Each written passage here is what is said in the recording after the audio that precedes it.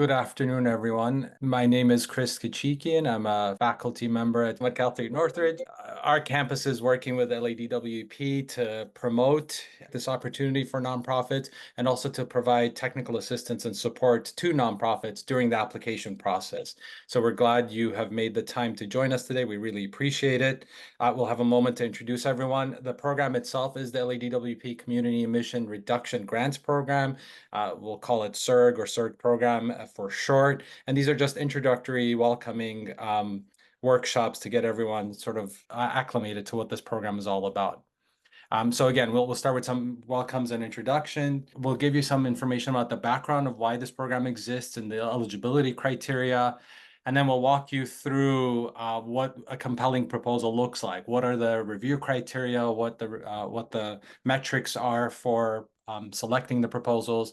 And then if we have some time, we'll talk about some strategies and then talk about what else you may need to get you to a point where you might be interested in applying for this program. Some introductions. There's three of us from CSUN on the call. It's myself, faculty members, Alejandra Acuna and Daisy Lemus. Alejandra is the executive director of the Valley Nonprofit Resources, from whom I'm assuming you've received this message. And Daisy is a collaborator with us, working a lot with community-based organizations. I'm going to hand it over to the LADWP folks. If you'd like to introduce yourself briefly. Catherine, please. Oh, thank you very much. My name is Catherine Rubin. I'm the program manager for the Community Emission Reduction Grants and also the director of corporate environmental affairs here at the LADWP. And I'll hand it over to Tasia. Hello, I'm Tasia Ganapa. I'm an environmental engineering associate at LADWP in the air group, and I help facilitate this grant program. Good afternoon. My name is Keisha Washington. I'm Director of Innovation and Strategic Partnerships at LADWP. Thank you. And last we have here Andrea. Well, Andrea Valerin, she's the manager of our air quality group and also a part of the CERT program. Okay, thank you. And if you have any questions or any follow-up, feel free to email me directly. And I've put my email here. The background with this program. As we all know or should know, LADWP owns and operates the Valley and Harbor generating stations.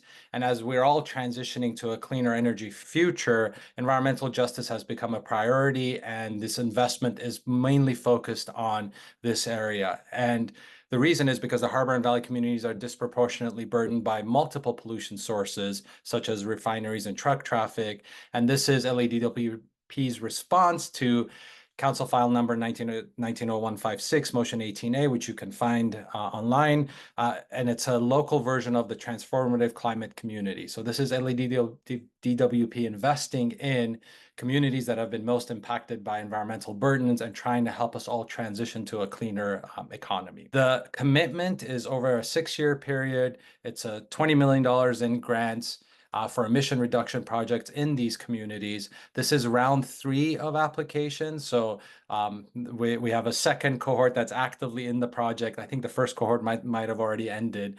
So this is our third version of this. If there's money left over and time left over, we may run another one. But for right now, this is the only one that's on the calendar. The selected projects will benefit communities by, and this is the main focus, is encouraging electrification, a transition to electric economy. Of course, we're trying to achieve local emissions reductions. The big issue here is benefiting health of communities.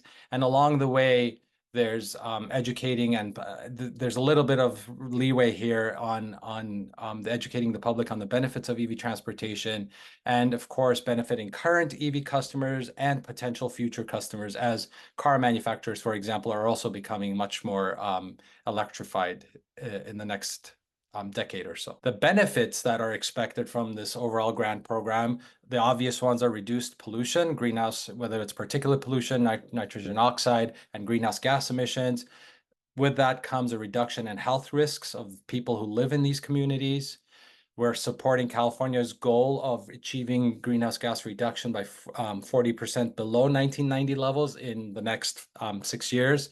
And of course, the city of LA has its own set of sustainability plans, and we're hoping that these projects can help meet those goals as well. The overall benefits as a part of this grant, we're looking for potential to do workforce development, job training, job creation, assistance with funding for businesses, and the sort of boots on the ground manifestation of this in a big way is the increased access to and numbers of chargers and the overall electrification infrastructure for LADWP customers. We'll talk about a little bit about what those look like. The basic parameters, it's a $100,000 floor and a $500,000 ceiling on these grants. It's a 3-year project. The funding comes from the Low Carbon Fuel Standards program, and the California Carbon Allowances. The program is modeled after California Strategic Growth Council Transformative Climate Community Program. There's a lot of words and acronyms here. We're just giving you the information up front.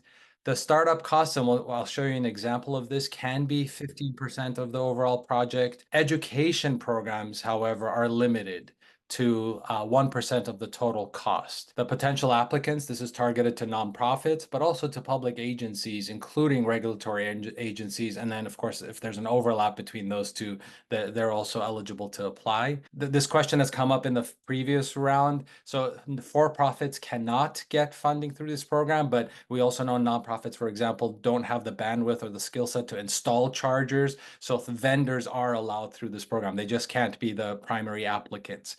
The key parameters also are that you don't have to be located in council districts 2, 6, 7, and 15, but your project has to be in those council districts. So that's a key distinction. People at first thought they needed to be located in there, but you don't. But your projects do have to serve these communities. It's a 3-year project, and of course, as I've mentioned a couple of times, we want to provide energy-related environmental benefits to the communities, these council district communities. Now you can get everything you need on the project, including the application, at the LADWP site. I'm going to go there for 1 second. So this is the website. Again, the link is in the presentation, which I will share with you all. You can see clearly up front. You can click Apply Today. This takes you to the application, and we'll walk through that in a second. There's some key things I want to point out there. Other things you can see on this website are, of course, information about the program and overview, but what might be also interesting to some of you, or if not all of you, is past awardees. What organizations got the award for what kinds of projects? So, for example, we click on the 2021 awardees, you can see the organization that got it, and then the project they got it for. Sometimes these links take you directly to their project page. Some of these organizations don't have a separate project page, so it'll take you to their landing page.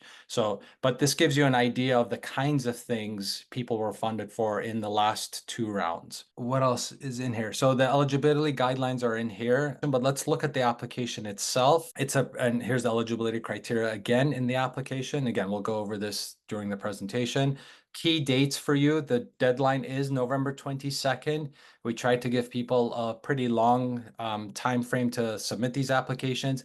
The CSUN folks are available between now and November 22nd to work with you on the application. And there's some key things we can do to help you with this, which we'll discuss again. It's a relatively simple application that you have to email to this email. A question came up, Tasia. Does it have to be by 5 p.m. on the 22nd or any time on the 22nd? Anytime on the application deadline day, and apologies, that actually should be updated to December 13th. We're going to give people up to 3 months to fill out the application. Perfect, even better. We'll fix that. Yeah. We'll fix it on our end as well. Thank you for that clarification. The application itself, I mean, some basic information about you, who you are you a nonprofit, which areas you serve, which we've talked about. So how much money you're asking for. So these are the parts that people have stumbled on in the past that we are happy to help. You actually have to project your greenhouse gas reductions over the life of the grant. And there's some relatively straightforward calculators that are not simple, but the process is straightforward that we can help walk you through and help you estimate what those emissions are. So don't be thrown off by this. This is where we can definitely jump in and help you. This is a description of the project. What's the vision for the project?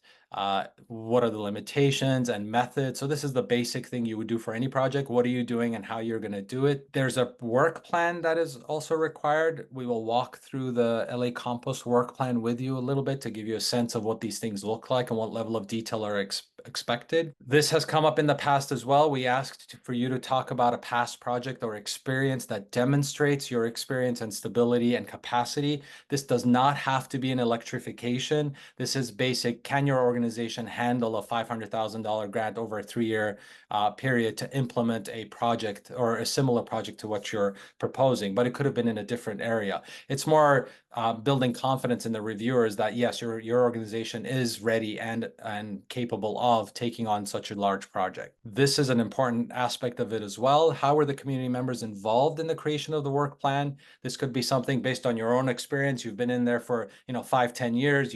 People are fighting over parking spaces because there's a few electric chargers. So that you're using all of your knowledge and information about the context to propose this project. This doesn't necessarily mean you have to go out and do surveys right this moment and get specific benefits right now, but you have to understand your community. You have to understand how they were a part of the voice in crafting this response, but you don't have to do sort of new work for this proposal specifically, although that would be great as well. Once you do that, you also have to describe the benefits to the community. Is it workforce development? Are there economic opportunities? What other things, access issues, environmental justice issues, what other benefits are coming to the community? Part of that is also in number 12, how will this increase resilience in the community and manage detrimental impacts of climate change?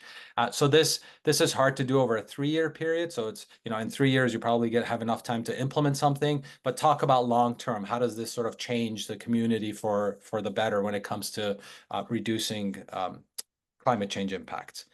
And that's the whole application. You sign it and you email it. Okay. And then there's a tutorial. I think, Keisha, you're the speaker on this tutorial. There's a video that walks you through the program. At the bottom here, it does give you some broad areas of categories of interest, but in the past, what we've done has been completely open to new ideas as well. And I coordinate with the LADWP, specifically with Tasia in the past. We sort of work through these ideas. Is this eligible? Does this fit the guidelines that have sort of been imposed on this program from the outside? So there's a little bit of wiggle room here, but these are generally speaking the major areas that are supported that are very easy to pass that first screening test. There are opportunities to build partnerships with other nonprofits. So if you're a smaller organization who maybe doesn't have the bandwidth or the capacity to do this project, you could get a fiscal sponsor, for example, another organization that can help you manage the business side of things while you implement the programming side of things. So there are opportunities to do that. And we can talk about that more if this is the kind of organization you are. And then the deliverables, what if you're funded, you're required to, of course, you have to finalize the work plan with LADWP, and then there's a quarterly metric tracking and update. So this is reporting you need to do. What was the money used for? How much your emissions were reduced? And we can help you with that as well, post fundings. We'll show you how to do that. Energy savings, of course, we can either help you or your facilities folks can help you. And then workforce development metrics, jobs supported. Did you create any jobs with this program? Let's walk through some of these things again, just to reinforce what kind of projects. Well, you need projects that comply with CARB's LCFS program. They also must provide greenhouse gas reductions. So things that we've talked about in the past in general are renewable energy or integration of renewable energy into your existing portfolio, energy efficiency and fuel switching to electric rather than diesel or petrol, equipment rebates, building retrofits. This can be challenging for some who don't own the building and are renting. So it's allowable, but it's a barrier that you have to think about. Other projects that reduce energy demand, public or private electric vehicle infrastructure, so charging stations and so forth, switching from fossil fuels to electric equipment, infrastructure projects or other projects supporting active transportation, zero emission vehicles or public transportation. And under the LCFS regulation, they must benefit current or future electric vehicle customers. You can find more information about these two on these links as well. Sort of the nuts and bolts of what you do and how you do it. Fill out the application. It's, as you saw, it's a pretty straightforward application. The work plan is very important, and we can work with you to help fine-tune the work plan to meet both your needs, but also the needs of the program, and then submit it by email. And we got it from LADWP. It's anytime on the December 13th. So it doesn't have to be by close of business. Other pieces, again, just to reemphasize some of these, the tips that from our experience working with other nonprofits is these are some of them are easy, where you have to do your work in council districts 2, 6, 7, or 15. Again, you don't have to be located there, but you have to do your work there. The why are you doing this project? Maybe the area has aging infrastructure. Maybe the residents are particularly disadvantaged when it comes to the new electric economy. Maybe you have data from community establishing the needs, like there's not a lot of EV cars, but people want them. Again, there are fights over parking spaces when it comes to electric charging infrastructure, and you want to add some to meet the needs of the community. Maybe people commute for a very long time and they need a charging station in that community as a sort of halfway point, or they need different kinds of charging stations to make sure they can get, fast charging and then get to their job places far away. So there's many considerations on why you're doing what you're doing in the communities you're serving. What you're doing is you have to be very specific about this. For example, we're installing EV chargers. If you have this information, what's the model, the number, where are you going to put these? How many parking spots are you converting? How many people you think are going to use them? And if you have any data from the community to back this up, it just makes your case stronger. I'm not necessarily saying you have to have all of this worked out to have a competitive proposal, but the more of this you can answer upfront, the easier it is to pass sort of the review criteria for the proposal. How are you going to do this? If your organization has the capacity and the bandwidth and the history and experience, great. If you don't, are you using vendors, for example, for the installation? Do you have quotes from them? Who are they and why are you using them? And some of this requires long-term maintenance. It's a 3-year project and you can do something, but then how are you going to sort of keep things going and keep the benefit to the community at a high level past the life of this project? And again, some of these are hard requirements, like you have to work in those districts. Some of these is to help alleviate some of the concerns people may have during the review process that you haven't thought about some of these issues. So the more you can answer these questions, the stronger your application will be. You need to show capacity to do this and history, but not necessarily in greenhouse gas emission reduction. You do need to quantify both the reductions during proposal time, but after. And again, this is where most of 95% of my time was spent on this part of the project with our nonprofit partners. So again, don't worry about it. We can help you, but it's something you have to do. And then, yeah, in your narrative, I would suggest think local. This is the benefit to my community, but also think about LA. Like if you're going to say this is a local benefit to this community, but it also is benefiting LA. So talking about the overall benefit as our communities transition is a plus in your application. So here's the sample work plan I was talking about. I believe this is the LA compost work plan. The couple of things I want to highlight here. Again, startup costs are allowed up to 15% of the total budget. And I wanted to show you how specific they were in their startup cost. This is a funded project. So $1,000 deposit for 2 EV tractors. That includes 50% down payment for 1 EV Sprinter van. So it's giving you very specific information about what money is being spent on for what specific thing. And then they break down their milestones with budgets attached to their milestones. So milestone 1 is a number of things, and I want to go through one of them together. Very specific again. They want to transition 1 electric vehicle e-Sprinter van to replace a diesel fuel van currently used for transporting diverted food and organics for processing and materials across all site locations in Council Districts 6 and 7. So they're telling you what they're doing, what they're replacing, why they're doing it. This is existing services that they have that they're now replacing with an energy efficient one, and where they're doing this, located in Council District 6 and 7. So it's very specific, very measurable. We keep going. There's different versions of this. And then again, milestone 2 and milestone 3, each with their own budget.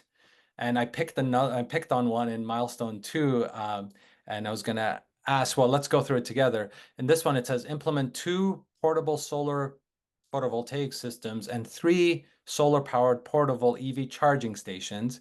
Implement PV systems used for charging on-site electric composting infrastructure and equipment at a specific location in Council District 6, and 1 in 7. So it would be nice to, if they had said, for example, this is non-existent, it's new infrastructure to support this new electrification that they're doing with the vans that they're purchasing in milestone 1. But other than that, I think it's a very measurable, concrete set of milestones that they're identifying. The other thing that's missing from here is the timeline. Is milestone 2 happening at the same time as milestone 1? Is this in series, or are they buying the cars first, using them, and then putting the PV system? So some of that might have helped the narrative as well. I don't have the narrative. That might have been in the proposal itself. So I'm just looking at the work plan. This is the hardest part for many. And again, this is the place we help the most. We've put in the links here. I'm not going to go through the links right now. The CARB's website that has the calculators and all that can be very intimidating. This is my area of expertise, and I had to reach out to Tasia multiple times and say, well, Tasia, we can go this way or that way, and we sort of had to strategize which one we need to use. So sometimes it's not very clear cut, and don't worry about it. That's a simple email or a Zoom call with me or someone else, and we can walk you through the strategies you can use to sort of refine your thinking around which one of these would be most applicable to you. But we put them there. They make it very simple 3-step process. It is not a simple 3-step process, and I'm only saying this, don't be put off by it, but it's there for you to look at and get a sense of what it takes to calculate the emissions for proposal and post. We also put a couple of other links for you to look at. These are talking more generally about LA sustainability, the issues that LA is facing with electrification versus and transportation. And then the bottom one is an NREL link that you can essentially put your zip code, and it helps you, if you're going photovoltaic, for example, you can put your zip code and it helps you calculate some of the things you need for the greenhouse gas emission reduction. So again, these links are all here. We can walk you through them one by one if need be. These are just for your reference at this point. So there's a lot of resources. It can be overwhelming, but again, we're here to help walk you through all of that. The scoring criteria is the same as it was last time. The biggest two that I think you're interested in or that are relevant are the greenhouse gas reductions, 30% of the points, and the project outcomes, 30% of the points. But let's walk through each of those. So 5 points is for your vision, your maximizing greenhouse gas reduction goals and community benefits. We've been asked before, is there a target number the LADWP is looking for? And the answer is no. You don't have to hit a target number to be funded, but the generic answer from my perspective is the more the better, right? The more you can impact greenhouse gas emission reductions, the better. But there is no target. Your estimated reductions are a factor. So again, the more you can do, the better. Capacity is important, 15 points. Do you have the ability, history, capacity to effectively manage the award?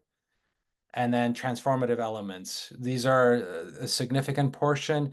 What are the economic benefits to the community members in the chosen area you're working in? And then, of course, the outcomes. What are the specific things? Number of charging stations, number of photovoltaics, number of people served, number of commute hours reduced or transformed, number of people taking public versus private cars, all the outcomes that are relevant to your project. I would suggest, if you're interested, meet with us now, get talking to us. We'll work with you to create your work plan and do the greenhouse gas emissions. The applications are officially released on the 16th. We will have follow-up workshops, including potentially ways to evaluate or track your data to be able to report what the outcomes are. And the application due date, we changed it here to December 13th. So the applications are due on December 13th. What we can do for you, and when I say we, this is mostly the CSUN folks, we can help you with brainstorming ideas. We can help you with project planning, how you sequence things, what those milestones look like. We can help you potentially either think about how you gather your data, organize it and archive it, or if there's data you need, we can help you gather some of that. How do you do the calculations? How do you do the analysis? We can set you up for the proposal, but also walk you through how you might do it if and when you get funded. If there's publicly available data that you need, like some of the links that I showed, or other data sources, we're happy to share those with you. And then we can, of course, look at your proposal and look at the structure and content and give you feedback on that. And there's other things we can do as well. Short of writing the proposal for you, we can do a lot of support service or provide a lot of support services for you. Go into this with your eyes wide open with the possibilities of what you can do for the communities you serve, or partnerships you can maybe develop to help serve the communities you serve. Most of the work is going to be done before you write a single piece of that application. Thinking about what you're going to do, where you're going to do it, how you're going to do it, who you're serving. All of that takes a lot of conversation, unless you're ready to go. But if you're not, it's a lot of work before you start writing. So I would start today rather than wait till November to put the application together. If you can, if your nonprofit is in a position to do this, you need to commit the necessary resources. So there's got to be a point of contact. For some of the larger ones we worked with, it was like their director of energy, because they had all kinds of things, or a director of facilities, I apologize, because they had all kinds of energy projects going on. For smaller ones, sometimes it was the CEO or the director of the nonprofit that was talking to us directly. So wherever you are in this continuum of size and capacity, having a point person to connect with is important to help us manage the project. If there are stakeholders like community members we talked about, but other partners, involve them early and pay attention to the details. You saw their eligibility criteria has a lot of details, and then follow the instructions to the letter. It was 12 questions. Most of them are pretty straightforward, but you have to, of course, meet all of the instructions in the application process. Identify your project team and any consultants as soon as you can. Gather all the related information you can about climate impact, whether it's from your community or outside sources. Gather any information you can to help you answer application questions. We put who got awarded on the website, and there's that one grant proposal from Food Forward that's also available for your reference. Okay, so those are the resources you'll have handy, but of course, if you have other project plans that you can pull in that makes sense, please do so. And get started on the work plan. That is a big one. It's going to talk about the outcomes, what you're doing, how you're going to reduce gases. All of that's going to be in there. Plan for community engagement if you haven't done so already. Identify partners if you haven't done so already. And if there are any vendors you're thinking of using, get those and get the estimates as soon as possible so you can put the budget together. I did want to just invite the nonprofit representatives to share with us. We are really keen on making this accessible, this opportunity accessible. So there are naturally some obstacles, challenges, questions, concerns about applying and the process. So if you can let us know in the chat, send me an email so we can really be responsive to you along the process. This is a great opportunity to impact the community, and we know that you've got a lot on your plate. So how can we negotiate from now until December 13th to make this opportunity feasible for you? Let us know. And to piggyback off of that, if you know a nonprofit who's not on this call, but you think would be a perfect fit, please do pass them information to us or this presentation to them or the links. We want to be as broad as we can with our efforts to include as many nonprofits as possible. My nonprofit got this award in 2021. Does that negatively impact us this round at all? This is a question for Tasia, I believe. Yes, I can answer this one. So if you previously were granted through this grant opportunity, you would have to apply with another nonprofit to apply again. So you have to form a partnership with another nonprofit and apply jointly. Yes, so we just want to encourage as many nonprofits as possible in the LA area to join the grant program and work with others to create these partnerships. And does it matter if you're the lead or secondary on that partnership, Tasia? You would need to be like the secondary applicant, and then the other nonprofit would have to be the lead. And the project itself, I know this has come up in the past, can it be sort of an extension of the first project, or does it have to be a completely different project or in a different council district? It could be an extension of the first project. It doesn't necessarily have to be in a different council district. Okay. If there's more opportunity to expand in the same area. I know Campbell Hall is a school, and they basically installed solar panels at their facility for various uses. So this one is actually, solar panels are probably the more straightforward of the projects in terms of it's pretty tangible. You have a need to apply to use, for example, solar panels for your own power needs or for electric charging stations on your facility, and you're switching from using the grid to using your self-generated solar power. So in that sense, there's lots of vendors you can use to help you with your calculations on the need of the size of the panel and the pricing of those panels. And then we can help you with, once you do that, how much greenhouse gases you will offset. And then you have to think about what the application of those is. Is it just your your facilities needs? Is it, how are you benefiting the community with these solar panels? So many people do a combo solar panel and electric charging station installation. So one feeds the other, but the charging station is made available to not only their employees. One of the organizations in the last round has a lot of vans that go out that provide services to the community, where they were electrifying those vans, but then they were also installing charging stations to help charge those vans. And then there was a plan to also make some of those charging stations available to the community as well, at large, not just their, 6 vans or their employees. So there's multiple things you can do with solar power, solar panels.